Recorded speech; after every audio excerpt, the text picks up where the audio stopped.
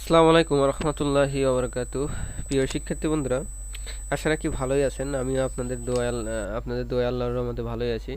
তো এই মুহূর্তে যারা আমার টিউটোরিয়াল দেখছেন তাদেরকে স্বাগতম জানাচ্ছি, এবং আমি আপনাদেরকে অনুরোধ করব যারা এই টিউটোরিয়াল দেখছেন তাদেরকে আমার চ্যানেলটাকে সাবস্ক্রাইব করার জন্য অবশ্যই অনুরোধ করব, এবং পরবর্তী টিউটোরিয়াল যাতে আপনারা পান সেজন্য আপনারা সাবস্ক্রাইব করবেন, লাইক করবেন, শেয়ার করবেন। তো আজকের আমাদের শিক্ষণীয় বিষয় হলো PSP echo and PSP statement. PSP echo and print কেন ব্যবহার করা হয় সেই সম্পর্কে আমরা আজকে আলোচনা করব। ইকো এবং প্রিন্ট দুটাই একই কাজে ব্যবহার করা হয়, দুটাই পিএসপিতে ডিসপ্লে শো করার জন্য, অর্থাৎ কোনো কিছু শো করার জন্য এটা ব্যবহার করা হয়। তো চলুন আমরা দেখি যে এটা কিভাবে ব্যবহার করা, এটা কি কি কাজ, কি পার্থক্য থাকতে পারে সেটাও আমরা আজকে দেখব। তো সেজন্য আমাদের যা করতে হবে, আমাদের প্রথমে জ্যাম সার্ভারটা ওপেন করে নিতে হবে। তারপরে আমরা যাদের ওয়ার্ম সার্ভার আছে ওয়ার্মটা চালু করে নেবেন, এবং তারপরে আমাদের ডিরেকশনে গিয়ে আমাদের ডিরেকশনে যাব। ডিরেক্টরিতে গিয়ে এখানে পিএইচপি আমাদের এখানে ইকো নামে আমি একটা করেছি, ইকো নামে একটা ফাইল তৈরি করেছি আমি। এর ভিতরে আমি এটাকে ওপেন করব।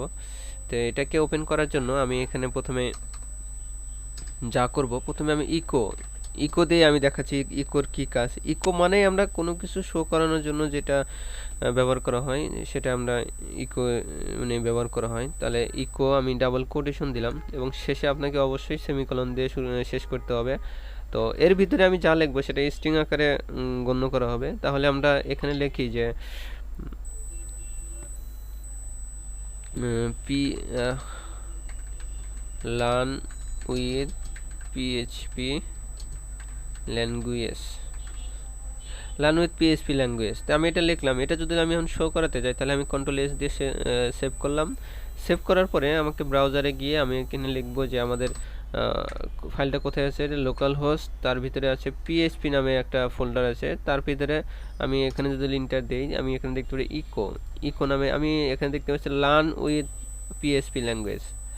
আচ্ছা, এখানে আমি একই সাথে যদি আমি এখানে এটা দিই যে পিএইচপি এটা প্রিন্ট, আমি এখানে প্রিন্ট ব্যবহার করলাম। প্রিন্ট ব্যবহার করে আমি যদি এখানে রিলোড দিই, আমি দেখতে পাচ্ছি যে একই কিন্তু ডিসপ্লে চলে আসে। তো এটার মধ্যে পার্থক্য কি সেটা আমাকে বুঝতে হবে। পার্থক্যটা হলো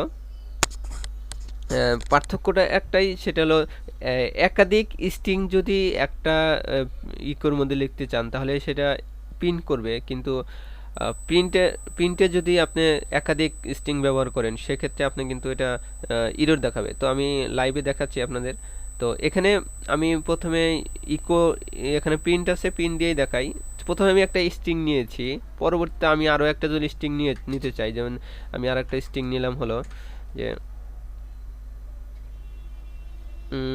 হ্যালো হ্যালো বাংলাদেশ, আমি একটা স্ট্রিং নিলাম। আমি যদি এখন আমি এখন প্রিন্ট করাতে চাই, আমি এখানে প্রিন্ট করলাম, তাহলে দেখতে পাচ্ছি যে এখানে কিন্তু আমাদের ফার্স্ট ইরর মানে 3 নম্বরে ইরর দেখাচ্ছে। আমি এখানে হয়তো দেখাতে পারছি আপনাকে এখানে। এখন এটাকে যদি আমি ইকো দিয়ে দিই, প্রিন্টের কাছে আমি যদি ইকো দিয়ে দিই, তাহলে আমি এটা প্রিন্ট দেখাই, তাহলে আমি দেখতে পাচ্ছি যে লার্ন উইথ পিএইচপি ঠিকই আসছে, এই কারণে কিন্তু ঠিকই আসে। এনে পার্থক্য তো এটাই বুঝলাম যে একাধিক স্ট্রিং যদি আমরা ব্যবহার করতে চাই সেক্ষেত্রে আমাদের প্রিন্ট ব্যবহার করা যাবে না, আমাকে ব্যবহার করতে হবে অবশ্যই ইকো। তো আমি যদি এখানে আরও একটা স্ট্রিং নেই যে আই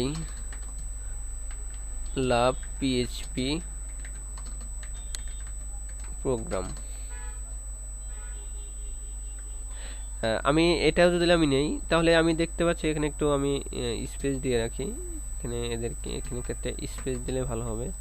তো আমি দেখতে পাচ্ছি যে আমি সবই কিন্তু দেখাচ্ছে। যদি আমি এখানে প্রিন্ট দেই তাহলে আমাদেরকে কিন্তু প্রিন্ট দেখাবে না, এখন কিন্তু শো হবে না। এখন এটাই মূলত পার্থক্য। তো এরপরেও পিন কিছু কিছু জায়গায় আমরা ব্যবহার করব পরবর্তীতে কাজের জন্য। আমরা কাজের সময় যেগুলো ব্যবহার করা যায়, যে সময় ব্যবহার করা যায় তখন আমরা বুঝবো যে এটা কি কি কাজে ব্যবহার করা হয়। তো আমাদের এই ক্ষেত্রে ইকোটাই ব্যবহার করা ভালো, ইকো ব্যবহার করা এটা আমরা মনে করি উত্তম কাজ। তো এখানে আরও কিছু উদাহরণ দিয়ে আমি আপনাদেরকে বোঝাতে চাই যে কিভাবে এগুলো হচ্ছে। তো এখানে যদি আমি $txt ইকুয়াল, আমি এখানে নিলাম যে শেষ করলাম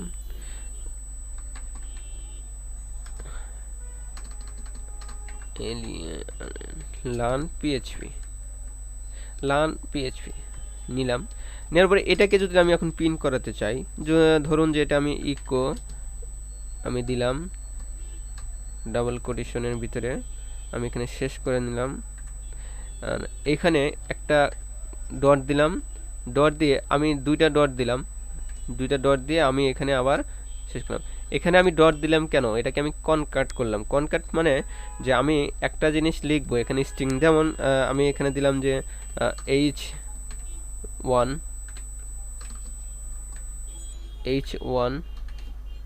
এটার সাথে আমি জোড়া লাগালাম, এটা এর ভিতরে আমি কি দেব, আমি স্ট্রিংটা আমি দিয়ে দিচ্ছি স্ট্রিং txt, এর ভিতরে আমি আবার এটা শেষ করলাম,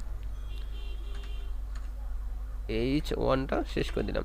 তাহলে আমরা বুঝতে পারছি যে এটা কনকাট করলাম মানে কি, এটার সাথে এইটুকুর সাথে এটা জোড়া লাগাইলাম ডট দিয়ে, আবার এটা লেখার পরে এইটুকুর সাথে আবার এটা জোড়া লাগালাম।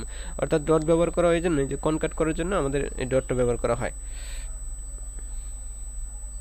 ওকে, তাহলে আমি যদি এখন এটাকে আমি কমেন্ট করে রেখে দিই, কমেন্ট করে এটাকে যদি আমি প্রিন্ট করাই, তাহলে আমরা দেখতে পারবো যে লার্ন পিএইচপি, এখানে কিন্তু লার্ন পিএইচপিটা আমরা এখানে শো করতেছে, এটা আমরা দেখতে পাইলাম।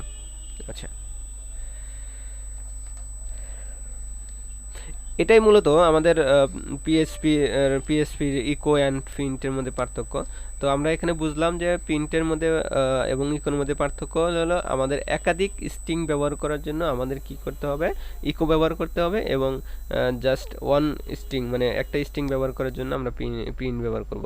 প্রিন্টের আর কিছু ফাংশন আছে, ব্যবহার আছে, পরবর্তীতে আমরা যেসব ব্যবহার করব তখন বুঝবো।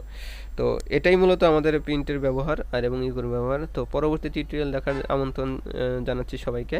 আমার চ্যানেলটাকে অবশ্যই সাবস্ক্রাইব করবেন পরবর্তী টিউটোরিয়াল পাওয়ার জন্য। তো সবাই ভালো থাকবেন। আসসালামু আলাইকুম ওয়া রাহমাতুল্লাহি ওয়া বারাকাতুহু।